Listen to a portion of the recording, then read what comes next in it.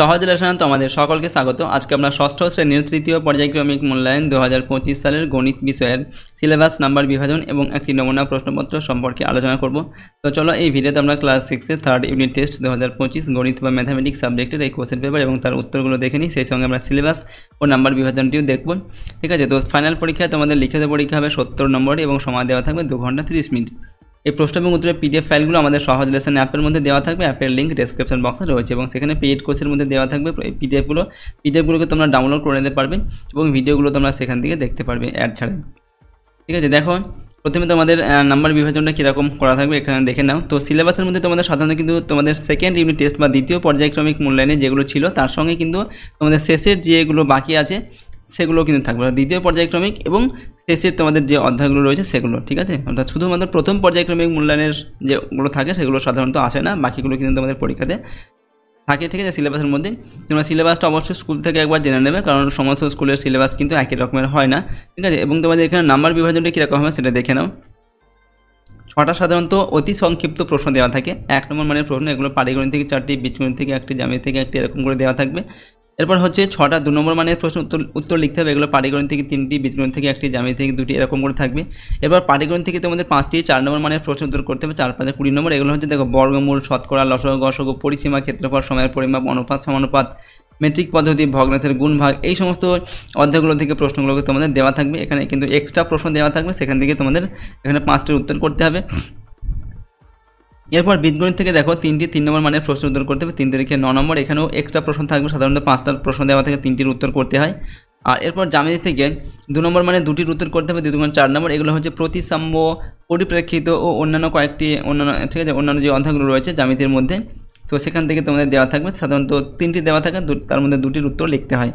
আর এরপর 3 নম্বর মানের 2টির উত্তর লিখতে হবে, 3 6 নম্বর। এখানে হচ্ছে সমাপাদ্য তোমাদের যেগুলো আছে, যেগুলো অঙ্কন করতে হয়, সেখানে 3টি দেওয়া থাকবে, তার মধ্যে 2টি অঙ্কন করতে হবে। আর তারপরে আরও 2টি প্রশ্ন দেওয়া থাকবে, সেগুলো হচ্ছে এখানেও তোমাদের 3 নম্বর, এটা হচ্ছে 3 নম্বর মানের প্রশ্ন, 3 6 নম্বর। ঠিক আছে, তো জ্যামিতি থেকে তোমাদের এই প্রশ্নগুলো কিন্তু থাকবে।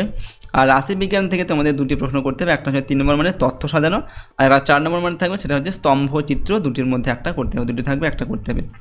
ঠিক আছে, তো এই সমস্ত অধ্যায় থেকে তোমাদের প্রশ্ন সাধারণত দেওয়া থাকবে, আর এরকম কোশ্চেন প্যাটার্নে কিন্তু প্রশ্ন তোমাদের থাকবে। ঠিক আছে, ফাইনাল পরীক্ষায়। তো চলো আমরা একটা কোশ্চেন পেপার এবং তার উত্তর কীরকম হবে সেগুলো দেখে নিই। প্রথমে দেখো 1 নম্বর থেকে সঠিক উত্তর বেছে নিয়ে লিখতে বলা হচ্ছে এবং এখানে 6টি প্রশ্ন দেওয়া আছে, প্রতিটার মান হচ্ছে 1 নম্বর করে। 1 নম্বর থেকে প্রদত্ত কোনটি আয়তঘন, এখানে অপশন দেওয়া হচ্ছে বোতল, ফুটবল, চোং আর হচ্ছে ইট। তো আয়তঘন কোনটা? আয়তঘন হচ্ছে ইট, যার দৈর্ঘ্য, প্রস্থ এবং উচ্চতা 3টেই থাকে, সেটাকে বলা হয় কি আয়তঘন। 2 নম্বর হচ্ছে 0.26 সেমি সমান কত মিটার। এখানে 26 মিটার দেওয়া আছে, 2.6 মিটার দেওয়া আছে, এখানে দেওয়া আছে দেখো 0.006 মিটার, 0.026 মিটার। তো 0.26 সেন্টিমিটার থেকে মিটার করতে হবে, তো সেমি থেকে মিটার,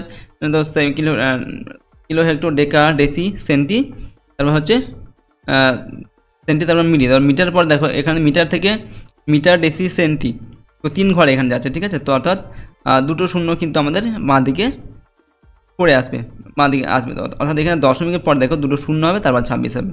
তো অপশান সি এখানে আমাদের সঠিক উত্তর হবে।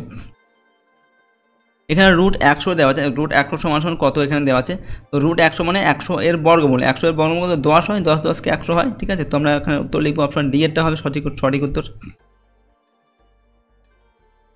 পরের প্রশ্ন হচ্ছে দেখো এখানে 4 নম্বর দেখে 0.05, এখানে পৌনঃপুনিক দেওয়া আছে, একে ভগ্নাংশে প্রকাশ করলে হবে। 4টি অপশন দেওয়া আছে, এখানে সঠিক উত্তর অপশান বি এরটা হবে, 1 এর 18, এটা উত্তর লিখবে।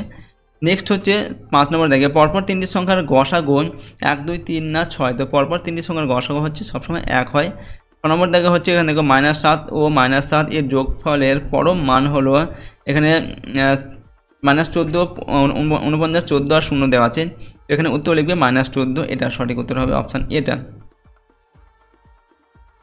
2 নম্বর থেকে নিচের প্রশ্নগুলোর উত্তর করতে হবে, প্রশ্নের মান 2 করে 7 × 14 নম্বর দেওয়া আছে। তো 3টি নির্দিষ্ট অসমরেখ বিন্দু দ্বারা কতগুলি সরলরেখাংশ আঁকা যায়, ছবি সহকারে দেখা।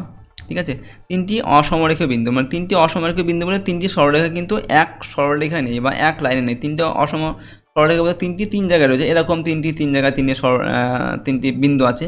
ঠিক আছে, এই 3টি বিন্দু দ্বারা কতগুলি রেখাংশ আঁকা সম্ভব, ছবি সহকারে দেখো। তো এই 3টি বিন্দু দিয়ে আমরা 3টি রেখাংশ আঁকতে পারি, 3টি অসমরেখ বিন্দু দিয়ে, যে 1টা 2টো 3টি, ঠিক আছে, এরকম করি। তো অতএব 3টি অসমরেখ বিন্দু দ্বারা 3টি সরলরেখা আঁকা সম্ভব। 2 নম্বর দেখে এখানে দেখছে 13, 52, 30, 120 সমানুপাতে আছে কিনা দেখাও দেখাও। তো এখানে সমানুপাতে মানে কি, এই যে 13 তার নিচে হবে 52 আর এখানে 30-এর নিচে 120, ঠিক আছে। তো এটাকে কাটাকুটি করলে কত হয়, 4 13 2 26, 3 13 39, 4 13 52 হয়। আর এটা হচ্ছে 30কে 4 দিয়ে কাটলে হচ্ছে 4 3 4 12, অর্থাৎ 4 হবে এটা।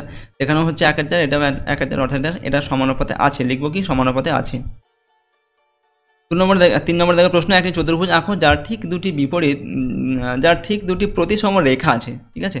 তো একটা চতুর্ভুজ আঁকতে হবে যার দুটি প্রতিসম রেখা আছে, অর্থাৎ যে চতুর্ভুজটাকে যেন দুটির সমান ভাগে ভাগ করা যায়। তো এরকম একটা চতুর্ভুজ তোমরা আঁকবে, ঠিক আছে। তো এই যে মাঝামাঝি এভাবে লাইনটা, এই মাঝামাঝি যদি আমরা এটাকে ভাগ করি, ঠিক আছে, উপরে একটা অংশ এবং নিচের একটা অংশ সমান ভাগে, আবার এভাবে যদি ভাগ করি, এদিকে একটা অংশ এদিকে একটা, দুটো সমান ভাগে ভাগ হয়ে যাচ্ছে, ঠিক আছে। এরকম করে এটাকে দেখাতে হবে। তাহলে পরেরটা দেখবো আমরা 4 নম্বর দেখে সরল করতে হবে এটাকে। এখানে এই যে রাশিটা দেওয়া আছে এর সরলতম মান বের করতে হবে। তো প্রথমে এটাকে লিখবে তোমরা যেমন আছে তেমন করে লিখতে হবে, ঠিক আছে। তো এখানে দেখো প্রথমে আমরা অঙ্কটাকে তোমরা আরেকবার লিখবে, আমরা এখানে আরেকবার লিখে নিই। আমরা এখানে 4 থেকে 2 এই যে 7 আছে এটাকে একবারে বিয়োগ করে লিখেছি, 1.93 হবে। তারপর গুণ 25 আছে, গুণ 25 লিখলাম। এবার এদেরকে গুণ করব, গুণ করলে হচ্ছে এইটা 4.825 ভাগ করবে এবার এটা দিয়ে 1.93 দিয়ে ভাগ করবো আমরা। ভাগফলটা দেখো 2.5 হবে, ঠিক আছে। এটা হচ্ছে সরলতম মান। 5 নম্বর দেখে লসাগু নির্ণয় করতে হবে। 36 8 এটা হচ্ছে কত 60 আর হচ্ছে 72, এটা লসাগু করতে হবে। তো লসাগু করার জন্য আমরা লসাগু কিন্তু দুরকমভাবে করতে পারি। প্রথমে এই 36 আর 60 আর 32 এগুলোকে ভেঙে নিতে পারি এইভাবে, 2 2 4, 3 4 12, 3 12 36। আবার 60টাকে যদি ভাঙি 2 2 4, ঠিক আছে, 4 3 12, 5 12 60। আর 72টাকে যদি ভাঙি 2 2 4, 4 2 8 আর 3 24, 24কে 3 দিয়ে গুণ করলে 72 হয়। এবার এখান থেকে আমরা কি করব, এই যে এখানে কটা 2 আছে, দুটো 2 আছে, এখানে 2 আছে কটা, দুটো, এখানেও আছে 3টে 2 আছে, অর্থাৎ দুটো 2 আমরা পাবো, ঠিক আছে। সব থেকে যেটা মিলবে আর কি সব থেকে বেশি সেটা নেব। তো দুটো 2 পাবো। 3 এখানে দুটি আছে, এখানে একটা আছে, এখানে দুটি, তো একটা 3 পাবো। এখানে লসাগুর ক্ষেত্রে কিন্তু আমরা সব থেকে বেশি যেটা আছে সেটাই নেব। এখানে 3টি 2 আছে, তো আমরা 3টে 2 কিনে নেব। আর এখানে 3 হচ্ছে দুটি আছে, এখানে একটা আছে, এখানে দুটি আছে, তো আমরা দুটো 3 নেব। আর 5 এখানে আছে একটা, আর এখানে নেই, এখানে অর্থাৎ 5টাকে আমরা নেব। এবার সবগুলোকে গুণ করব। দেখো 2 2 4, 4 2 8, ঠিক আছে, 5 8 40। এই 40 হচ্ছে আমাদের 40, আর এই 3 3 9, তো গুণ করলে কত হবে, 9 0 0 4 9 36, ঠিক আছে, 360, ঠিক আছে। অথবা লসাগু নির্ণয় করার একটা সহজ পদ্ধতি, তোমরা এটাই এভাবে করবে সাধারণত, এভাবে সাধারণত সবাই মানে করে থাকি আমরা লসাগু, যে 36 আর হচ্ছে 60 আর হচ্ছে 72, এটাকে এভাবে করতে। প্রথমে দেখতে হবে কত দিয়ে আমাদের মিলছে এগুলো, এটা 72 77 নয়, ঠিক আছে। প্রথমে আমরা 2 দিয়ে দেবো। দেখো 2 দিয়ে দিলে কত হবে, 36, 18 2 36, এটা হবে 30 2 60, আর 72 কত হবে, 36 2 72, ঠিক আছে। এটা আমাদের 18। আবার আমরা 2 দিয়ে দিচ্ছি, কত হবে এটা, 9 2 18, 15 2 30, আর এটা 36, মানে হচ্ছে এটা হবে 18 2 36। এবার দেখো আমরা 3 দিয়ে দেবো, 3 3 9 হবে, 3 5 15 হবে, 3 6 18। আবার দিচ্ছি 3 দিয়ে, 3 1 3, ঠিক আছে। তারপর এখানে এটা কত হবে, 5টা মিলবে না, যেটা মিলবে না সেটা আমরা নামিয়ে দেবো, অন্তত দুটি আমাদের মেলার প্রয়োজন, ঠিক আছে। তো আমরা লিখলাম এটা কিন্তু হবে 3 3 2 6, ঠিক আছে। তাহলে দেখো আমরা কী কী পাচ্ছি এখানে, 2 দেখো এখানে আমরা 2 কটা পেয়েছিলাম, এখানে 3টে পেয়েছিলাম। তো এখানে তো কটা 2 পাচ্ছি কটা, একটা দুটো 3টে 2 পাচ্ছি। 3 কটা পাচ্ছি, একটা দুটো, এখানে আমরা দুটো 3 পেয়েছিলাম। আর 5 পাচ্ছি একটা, এখানে একটা 5 পেয়েছিলাম। তো সেই সেম নিয়ম, তো আমরা এভাবে গুণ করে দেবো। এখানে যা যা পেয়েছি, যে 2 পেয়েছিলাম, গুণ হচ্ছে 2, গুণ তারপরে হচ্ছে এই যে 3, তারপরে আবার আছে 3, তারপরে 1 আছে, লিখলাম 1 না লিখলেও চলে, তারপর 5 আছে, তারপর 2 আছে, ঠিক আছে। ওই সেম একই নিয়ম আমরা এটাকে গুণ করব, 2 2 4, ঠিক আছে। তারপর হচ্ছে 4 করলাম, তারপর 4 5 20, 20 2 40, ঠিক আছে। এই যে 40 হলো, আর এই দুটো 3 বাকি থাকে, 3 তারিখে 9 গুণ করবো, 9 0 0 4 9 36, 360, 360 লসাগু, ঠিক আছে। তো তোমরা তোমাদের যেটা সুবিধা হবে তোমরা সেভাবে করবে। তাহলে পরের প্রশ্ন দেখবো 6 নম্বর থেকে সংখ্যা রেখার সাহায্যে যোগ করো। দেখে সংখ্যা রেখার সাহায্যে যোগ করতে হবে। তো সংখ্যা রেখার সাহায্যে যোগটা কীভাবে করবে, এখানে -7 + 2 আছে। তো এই যে -7 মানে এই যে আমরা শূন্য, এটা শূন্য, বাঁ দিকে আমরা দেখো -1 -2 করে -7 পর্যন্ত লিখেছি, আর ডান দিকে যাবে প্লাস, বাঁ দিকে হবে মাইনাস। তো ডান দিকে আমরা +4 পর্যন্ত লিখেছি। -7 আছে, তো -7 মানে হচ্ছে বাঁ দিকে যাবে, বাঁ দিকে 7 ঘর যাবে। তো বাঁ দিকে দেখো আমরা 7 ঘর এই পর্যন্ত দিয়েছি, এটা -7। এবার কি আছে +2 মানে যেখানে শেষ হয়েছে সেখান থেকে ডান দিকে চলে আসবে, ডান দিকে 2 ঘর আসবে, এই যে 1 ঘর 2 ঘর দিয়েছি প্লাস, ঠিক আছে। তো আমাদের থাকছে কোনটা, এই অংশটুকু। তো এই অংশটুকু মানে হচ্ছে এটা হচ্ছে 0 থেকে বাঁ দিকে আছে -5 পর্যন্ত। আমরা নির্ণয়ের যোগফল হচ্ছে -5, এটা আমাদের উত্তর। নেক্সট দেখো 7 নম্বর দিকে গুণ করতে হবে এটাকে, ঠিক আছে। এই যে দুটো সংখ্যা দেওয়া আছে এটাকে গুণ করতে হবে।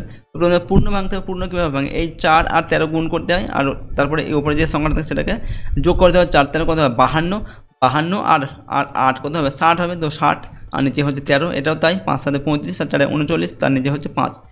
এবার এটাকে কাটাকুটি করতে হবে। এটাকে যদি আমরা কাটি কীভাবে, 5 12 কত হবে 5 12 60, আর এটাকে যদি কাটি 3 13 কত হয় 39। তো এখানে কত থেকে 12, এখান থেকে 3, তো 12 × 3 3 12 36, ঠিক আছে। 3 নম্বর থেকে নিচের যে কোনো 3টি প্রশ্ন উত্তর লিখতে হবে। 3 তারিখে 9 নম্বর দেওয়া আছে। প্রথমে সরল করতে হবে এই অংশটার, ঠিক আছে। এখানে -7 বিপরীত সংখ্যা লিখতে হবে, ঠিক আছে, এবং এখানে -5 দেওয়া আছে। তো দেখো এখানে আমরা লিখবো মাইনাস, লিখলাম -5 প্লাস, এখানে -7 বিপরীত মানে কি +7 হবে, আর মাইনাস দিয়ে -5। এবার আমরা ব্র্যাকেটগুলোকে উঠিয়ে দেবো। তো ব্র্যাকেটগুলো যখন উঠিয়ে দেবো তখন আমাদের দেখতে হবে সাইনগুলো কিন্তু চেঞ্জ হবে, এই যে চিহ্নগুলো কিন্তু পরিবর্তন হয়ে যায়। এখানে -5 আছে, এখানে ব্র্যাকেট উঠিয়ে দিলাম, এখানেও ব্র্যাকেট উঠিয়ে, এই প্লাস আর এই প্লাসে আমাদের প্লাসই হয়। এবার এখানে এই যে মাইনাস আর এই মাইনাসে গুণ করলে, যেহেতু এখানে ব্র্যাকেট দেওয়া আছে, তো এই মাইনাসে গুণ করলে প্লাস হয়ে যাবে, তো +5 হবে, ঠিক আছে। নেক্সট পরের লাইনে এখানে দেখো আমাদের এই যে +5 আর প্লাস হচ্ছে, এখানে যদি আমরা কেটেও দিই তাও আমরা করতে পারি। -5 আর +5 কেটে যাবে, ঠিক আছে। আর থাকছে আমাদের কি শুধুমাত্র 7 থাকবে, তো 7 হচ্ছে আমাদের সরলতম মান, ওকে। 2 নম্বর দেখে তুমি তোমার দাদার থেকে 4 বছরের ছোট, তোমার দাদার বর্তমান বয়স x বছরের চেয়ে 5 বছর কম, তোমার বয়স কত হবে।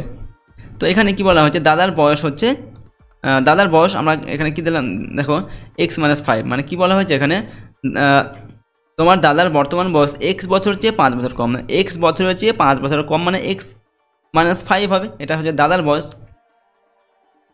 আবার এখানে বলা হচ্ছে তুমি তোমার দাদার থেকে 4 বছরের ছোট, তাহলে আমি আমার দাদা থেকে 4 বছরের ছোট, মানে আমার বয়স কত হবে, আমার বয়স এটার থেকেও 4 বছর কম হবে। আমরা লিখবো অতএব আমার বয়স হচ্ছে x - 5 - 4, ঠিক আছে। তো কী হবে x - 9, এই যে -5 আর -4 যোগ করলে কত হবে, 5 আর 4 9 হয়, চিহ্নটা কী হবে মাইনাস হবে। দুটি একই চিহ্নযুক্ত সংখ্যা আমাদের যোগ করতে হয়, ঠিক আছে। বিপরীত সংখ্যা বিপরীত চিহ্ন হলে বিয়োগ করতে হবে, তো এখানে 9 হবে আর চিহ্নটা হবে মাইনাস। তো x - 9 বছর, এটা হচ্ছে আমার বয়স। এরপর 3 নম্বর দেখে যোগের সংযোগ নিয়ম যাচাই করো। এখানে এই যে এটার যোগের সংযোগ নিয়ম যাচাই করতে হবে। তো বাম পক্ষটাকে প্রথমে আমরা এভাবে লিখব, ঠিক আছে। এই যে প্রথমে 5টা লিখবো এবং এই পরের যে অংশটাকে এটাকে সেকেন্ড ব্র্যাকেটের মধ্যে রাখবো, দিয়ে যোগ করে দেখবো, ঠিক আছে। এখানে আমরা ব্র্যাকেট উঠিয়ে দিলাম, তো প্লাসে প্লাস এখানে প্লাসই হবে, ঠিক আছে। তো +5 যোগ এখানে 3 থেকে দুটি বিপরীত চিহ্ন, তো বিয়োগ হবে, এবং যেটা বড় সংখ্যা তার চিহ্নটা হবে, তো বাঁ দিকে মাইনাস হবে, আর বিয়োগ করলে কত হয়, এখানে 3 থেকে 2 বাদ দিলে 1 হয়, তো 1 হবে। এবার দেখো 5, এবার এখানে মাইনাস আছে যেটা প্লাস, তো মাইনাসে প্লাসে কী হবে মাইনাস হবে, তো 5 - 1 = 4 পেলাম, ঠিক আছে। এবার আমরা ডান পক্ষ করব। ডান পক্ষ মানে এই অংশটুকু আমরা সেকেন্ড ব্র্যাকেটের মধ্যে রাখবো, পরের অংশটুকু আমরা সিঙ্গেল রাখবো, ঠিক আছে। তো এটাকে আমরা এবার যোগ করে দেখব।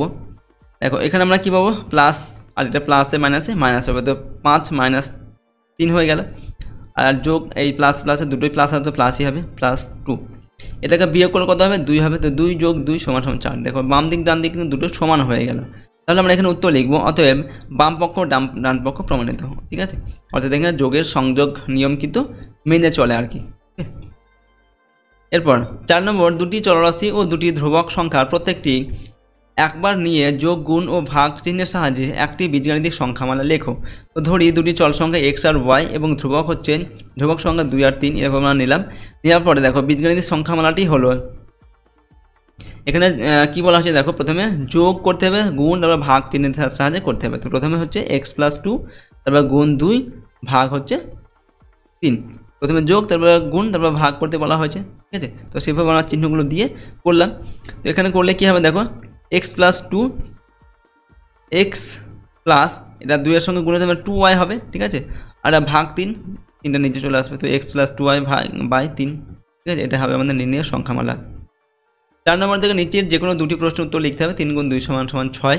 নাম্বার 1-এ একটি 3 সেমি দৈর্ঘ্যের ব্যাসার্ধ বিশিষ্ট বৃত্ত অঙ্কন করে ওই বৃত্তের ব্যাসার্ধ ব্যাস জ্যা বৃত্তচাপ নাম সহকারে চিহ্নিত করো। তো এখানে একটি 3 সেমি দৈর্ঘ্যের একটি ব্যাসার্ধ বিশিষ্ট একটি বৃত্ত অঙ্কন করতে হবে। তোমরা কম্পাসের সাহায্যে 3 সেমি ব্যাসার্ধ নেবে, ব্যাসার্ধটা নিয়ে এরকম একটা বৃত্ত অঙ্কন করবে। এবার এখানে কোনটা ব্যাসার্ধ, কোনটা ব্যাস, কোনটা জ্যা, কোনটা বৃত্তচাপ, সেগুলোকে চিহ্নিত করে দেখাতে হবে। তো এটা হচ্ছে আমাদের ব্যাসার্ধ। এই যে বৃত্ত থেকে কেন্দ্র থেকে পরিধি পর্যন্ত যে রেখা, সেটাকে বলা হয় ব্যাসার্ধ।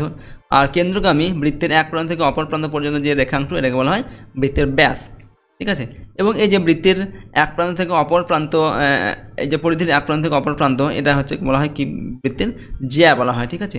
বৃত্তের বৃহত্তম জ্যা কিন্তু ব্যাসটাও কিন্তু এক প্রকার একটা জ্যা, ঠিক আছে। এরপর এটা হচ্ছে বৃত্তচাপ, এই যে পুরো গোল অংশটা, এটাকে বলা হয় বৃত্তচাপ, ওকে। আর এটা হচ্ছে বৃত্তের কেন্দ্র, ঠিক আছে। কেন্দ্রটা আমাদের চিহ্নিত করতে বলা হয়নি, যদি আমাদের অঙ্কে বলা থাকতো আমরা এটাকে লিখতাম কি, এটা হচ্ছে আমাদের কেন্দ্র, ঠিক আছে। এটা হচ্ছে কেন্দ্র। 2 নম্বরে 15 সেমি বাহু বিশিষ্ট একটি সমবাহু ত্রিভুজের পরিসীমা কত? তো 15 সেমি বাহু বিশিষ্ট একটি সমবাহু ত্রিভুজ মানে যার 3টে বাহুর দৈর্ঘ্য হচ্ছে সমান, এবং এর যে এই যে বাহুগুলো, সব বাহুগুলোই হচ্ছে 15 সেন্টিমিটার। এটাও 15 সেন্টিমিটার, এটা 15, এটা 15। তাহলে এর পরিসীমা কত হবে? 15 15 30, আর 15 হচ্ছে 45 সেন্টিমিটার হবে। আমরা লিখব ত্রিভুজটির পরিসীমা 15 + 15 + 15 সমান 45 সেন্টিমিটার।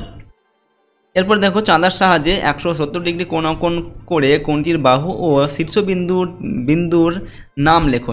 কোণটি কী ধরনের কোণ তা লেখো। তো চাঁদার সাহায্যে আমাদের 170 ডিগ্রি কোণ আঁকতে হবে। চাঁদার সাহায্যে 170 ডিগ্রি তোমরা কোণ আঁকবে, ঠিক আছে। 170 ডিগ্রি চাঁদার এভাবে অঙ্কন করে, এবং এখানে লিখবে 170 ডিগ্রি। এবার বলা হয়েছে কি, কোণটি কী ধরনের কোণ, এটা হচ্ছে একটি স্থূল কোণ, ঠিক আছে। স্থূল কোণ মানে যেটার মান হচ্ছে এই 90 ডিগ্রি থেকে বেশি, এটা 90 ডিগ্রি থেকে বেশি, মানে 90 ডিগ্রি থেকে বেশি হবে, কিন্তু 180 ডিগ্রি থেকে কম। এটা হচ্ছে পুরোটা হচ্ছে 180 ডিগ্রি, ঠিক আছে। অর্থাৎ 90 ডিগ্রি থেকে বেশি, এখান থেকে এই অংশটা, ঠিক আছে, এত বড় এই যে কোণগুলো হবে, সেগুলো হচ্ছে সবই স্থূল কোণ। 5 নম্বর থেকে নিচের যে কোনো 5টি প্রশ্ন উত্তর লিখতে হবে। 4 5 20 নম্বর দেওয়া আছে। নাম্বার 1-এ একটি শহরের বর্তমান জনসংখ্যা হচ্ছে 26,250 জন। যদি বার্ষিক 4% হারে জনসংখ্যা বাড়ে, তবে পরের বছরের জনসংখ্যা কত হবে? 2 বছর পরের জনসংখ্যা কত হবে বের করতে হবে। তো পরের বছরের জনসংখ্যা কত হবে? পরের বছরের জনসংখ্যা হবে এই যে 4% বাড়বে, ঠিক আছে। তো 104 গুণ এই যে 26,050, এটা গুণ করে তার নিচে হবে, এটাকে 100 দিয়ে ভাগ করতে হবে। 27,300 জন হবে পরের বছরের জনসংখ্যা। 2 বছর পরের জনসংখ্যা কী হবে?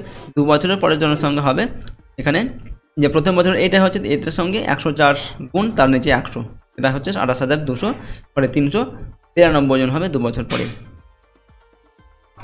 নাম্বার 2 এর প্রশ্ন হচ্ছে 144 ও 384 সংখ্যা দুটির লসাগু নির্ণয় করো ও ওই লসাগুর সাহায্যে সংখ্যা দুটির গসাগু নির্ণয় করো। তো এই সংখ্যা দুটির প্রথমে কী করতে বলা হয়েছে? লসাগু নির্ণয় করতে বলে। তো এই সংখ্যা দুটির লসাগু হচ্ছে 1152 আর গসাগু হচ্ছে 48, ঠিক আছে। লসাগু গসাগুলো তোমরা নিজেরা করে নেবে, ঠিক আছে। এরপর দেখো, ভারতবর্ষ স্বাধীন হওয়ার পর 2014 সাল পর্যন্ত লিপ ইয়ার কতগুলি সাল হয়েছে তা নির্ণয় করো। তো এখানে উত্তর লিখবে 17টি হয়েছে, ঠিক আছে। 4 নম্বর দেখে 4 অঙ্কের বৃহত্তম পূর্ণবর্গ সংখ্যা নির্ণয় করো, যা 8, 15, 20, 25 দ্বারা বিভাজ্য। তো নির্ণয়ের সংখ্যাটি আমাদের হবে 3600। এরপর 5 নম্বর দেখে 3টি ধনাত্মক সংখ্যার প্রথম ও দ্বিতীয়টির গুণফল হচ্ছে 24 দেওয়া আছে, দ্বিতীয় তৃতীয়টির গুণফল 48 দেওয়া আছে, প্রথম ও তৃতীয়টির গুণফল দেওয়া আছে 32। সংখ্যা 3 কী কী হবে সেটা নির্ণয় করতে হবে। তো প্রথম আর দ্বিতীয় গুণফল কত দেওয়া আছে? 24 দেওয়া আছে। এরপর দ্বিতীয় আর তৃতীয় গুণফল কত দেওয়া আছে? 48 দেওয়া আছে, এবং প্রথম আর তৃতীয় গুণফল দেওয়া আছে 32 দেওয়া আছে, ঠিক আছে। এটা আমাদের অঙ্কে দেওয়া আছে। এবার বলা হয়েছে কি, সংখ্যা 3টি কী কী হবে? 3টি সংখ্যা আমাদের নির্ণয় করতে হবে। তো দেখো এখানে প্রথম সংখ্যা দেখো দুবার আছে, দ্বিতীয় সংখ্যা দুবার আছে, তৃতীয় সংখ্যা দুবার আছে। অর্থাৎ এখানে আমরা সব সংখ্যাগুলো কিন্তু প্রথম ইন্টু দ্বিতীয়, দ্বিতীয় ইন্টু তৃতীয়, তৃতীয় ইন্টু প্রথম, ঠিক আছে, তৃতীয় ইন্টু প্রথম আর তৃতীয় ইন্টু প্রথম, ইন্টু তৃতীয় সংখ্যা, ঠিক আছে, প্রথম ইন্টু তৃতীয় সংখ্যা, এভাবে লিখলাম। দেখো তারপর এই সংখ্যাগুলো আমার গণ 48, 48 আর 42। এবার এখানে সবগুলো আমার দুটো করে আছে। প্রথম হচ্ছে যে দুবার আছে, দ্বিতীয় হচ্ছে দুবার আছে, ঠিক আছে, দুবার, আর তৃতীয় হচ্ছে এই যে দুবার আছে। তাহলে এখানে আমরা কি করব, দুইটাকে এর স্কোয়ার হবে, ঠিক আছে, মানে এই যে প্রথম সংখ্যা, দ্বিতীয় সংখ্যা, তৃতীয় সংখ্যার স্কোয়ার হয়ে যাবে। এবং তারপর হবে এই সংখ্যাগুলোকে আমরা এখানে ভেঙে নিলাম। যেমন হচ্ছে 2 দুগুণ 4, 4 দুগুণ 8, 3 আর 24, তারপর 48টাকেও এইভাবে ভেঙেছি, 25টাকেও এইভাবে ভেঙেছি, দিয়ে আমরা এই সংখ্যাগুলো পেলাম, ঠিক আছে। এবার প্রথম সংখ্যা, দ্বিতীয় সংখ্যা, তৃতীয় সংখ্যা, এখানে আমরা এখানে স্কোয়ারটা উঠিয়ে দিলাম, তাহলে এটা কী হবে, এটা হবে রুট, ঠিক আছে। এবার এই রুটের মধ্যে থেকে আমরা দুটি করে বের করে নিয়ে আসবো। দেখো দুটো করে যদি আমরা বের করে নিয়ে আসি, এখানে প্রথম সংখ্যা, দ্বিতীয় সংখ্যা, তৃতীয় সংখ্যা সমান সমান আমরা এখানে একবার দেখে নিচ্ছি। দেখো জোড়া মানে এখানে একটা 2 পাবো, তারপরে এখানে দেখো 3 আছে, 3 একটা, দুটো আছে, মানে একটা 3 পাবো, ঠিক আছে, একটা 3 পাবো। আর 2 করে পাবো, এখানে হচ্ছে দেখো এখানে একটা পেলাম, আর এই দুটোর মধ্যে একটা 2 পাবো, দুটো 2 পেলাম।